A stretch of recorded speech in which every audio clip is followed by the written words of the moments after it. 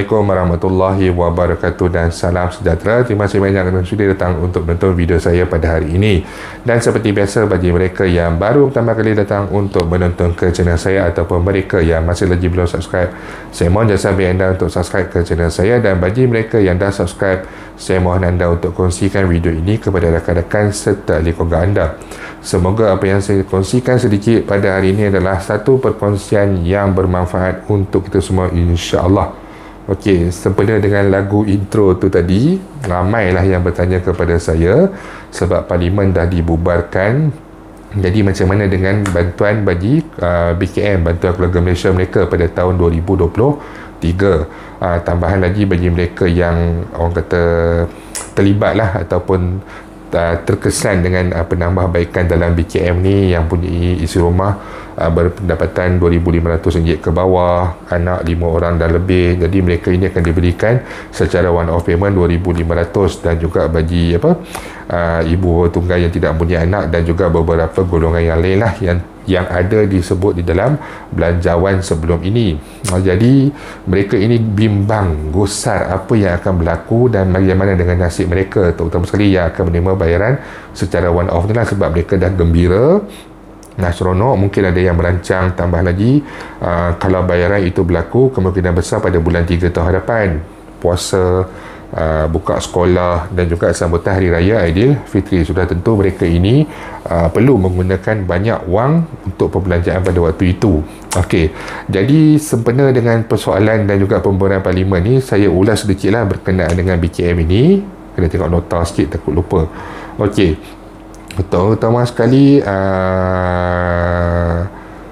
seperti mana yang saya telah kongsikan semalam berkenaan dengan isu KWSP, satu kenyataan telah pun dikeluarkan bahawa oleh pihak media, bagi bajet 2023, kerajaan baharu yang akan terbentuk selepas pilihan raya ke-15 ini, mereka akan membentangkan kembali bajet yang baru bagi tahun hadapan, dan proses ini akan dimulakan daripada awal semula. Jadi pembentangan akan berlaku semula. Kemungkinan besar mungkin kita akan melihat perubahan juga dalam jumlah pembayaran BKM, dan saya rasa kita semua tak perlu bimbang berkenaan dengan BKM ini, sebab ianya adalah satu bantuan yang bermula sejak daripada BRIM 2009, 2011, 2012 kalau tak salah saya.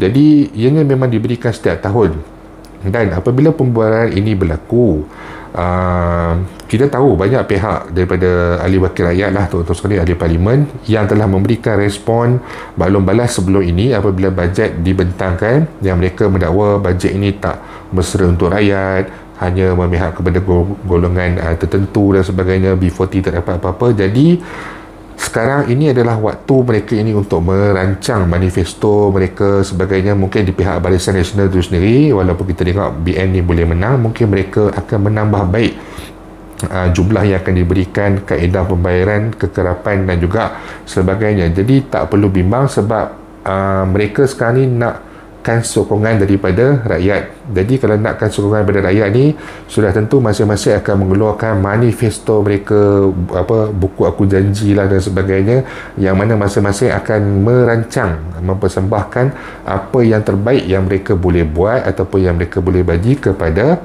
rakyat. Jadi jangan risau, BKM ni saya yakin pasti ada. Cuma macam mana kaedah dia pada tahun hadapan tu, kita masih lagi tidak ada sebarang kepastian.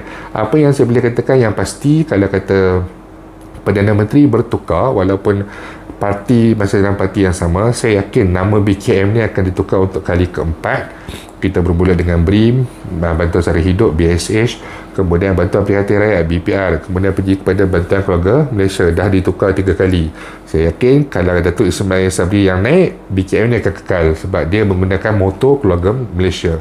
Tapi kalau Perdana Menteri walaupun daripada Barisan Nasional yang naik, namanya akan ditukar, dan saya harap tak ditukar lah, sebab penukaran ni bukan apa, dia melibatkan kos. Jumlah penukaran nama ni saja, macam-macam surat kena tukar, laman web kena tukar dan sebagainya, semuanya melibatkan kos, dan kos tu sepatutnya kalau diberikan kepada rakyat tu lebih mendatangkan manfaat daripada nak claim kredit yang bantuan ni datang dah lama dah, cuma ditambah baik dan ditukar nama je. Jadi pada saya tak perlu nak claim kredit pun, sebab rakyat lebih menghargai apabila satu bantuan itu ditambah baik dan memberikan manfaat kepada rakyat. Okey, jadi sebenarnya saya dah cover dah semua apa yang saya nak cakap, sebab saya rasa akan berlaku penambahbaikan apabila bajet dibentangkan semula dari segi bayaran BKM, dan kemudian kemungkinan besar juga mungkin ada sedikit penambahbaikan dalam subsidi, kerana isu subsidi ini mendapat komen daripada wakil rakyat yang lain, ahli parlimen yang lain, yang mengatakan macam tak ada apa pun subsidi untuk rakyat dan sebagainya, hanya lebih memihakkan pihak industri, pihak majikan ataupun golongan-golongan peniaga yang besar-besar sahaja. Dan yang terakhir sekali adalah berkenaan dengan bayaran. Tadi saya telah pun nyatakan yang mana bayaran ini dijangka akan BKM ini walaupun dibentangkan semula dan sebagainya, saya yakin mereka akan melakukan ianya dengan secepat yang mungkin, dan tarikh pembayaran BKM tahun 2023 saya yakin insyaAllah masih lagi kekal seperti biasa, iaitu pada bulan Mac tahun 2023, yang mana pada bulan 1 ataupun pada bulan 2 mungkin dibuka untuk permohonan baru, untuk kemaskini maklumat penerima BKM sedia ada, ataupun untuk sebarang penambahbaikan dalam sistem BKM ini. Okey, jadi jangan bimbang. Saya yakin BKM tidak akan mempunyai sebarang masalah, sebab BKM ini adalah kekuatan kepada mana-mana saja parti politik yang akan menjadi pemerintah. Kalau kita tengok pada Pakatan Harapan dulu pun, mereka sendiri pun menjenamakan, mereka tak menghapuskan BKM, mereka cuma menjenamakan, dan mereka masih lagi memberikan bantuan BKM, BRIM yang mana ditukar bantuan sara hidup pada waktu itu. Mereka masih lagi meneruskan, sebab kalau ditarik balik, jumlah penerima BRIM, BKM sebagainya ni adalah sangat tinggi, 9 juta, 10 juta orang yang menerima. Jadi kalau kata sekarang ni manifesto mereka tidak menyebut tentang penambahbaikan BKM dan sebagainya, mereka mungkin akan kehilangan 9 juta ataupun 10 juta undi daripada rakyat. Bayangkan implikasi BKM ni sebenarnya sangat besar. Jadi kita tak perlu susah hati. Saya yakin kalau kata dia yang sekarang ni belanjawan kata one off, pasti mereka akan membuat sesuatu yang lebih baik ataupun masih lagi sama seperti apa yang telah dibentangkan oleh Tengku Zafar dalam belanjawan yang baru-baru ini. Jadi itu saja yang saya nak kongsikan sedikit pada anda semua hari ini. InsyaAllah jika ada sebarang perkembangan baru, saya akan berkongsikan kepada anda semua kelak. Bagi mereka yang mempunyai sebarang persoalan, sebarang masalah ataupun sebarang komen, anda boleh utarakan di ruangan YouTube ataupun di ruangan Facebook saya. InsyaAllah kita akan jumpa lagi. Jangan lupa untuk share, jangan lupa untuk subscribe. Assalamualaikum warahmatullahi wabarakatuh.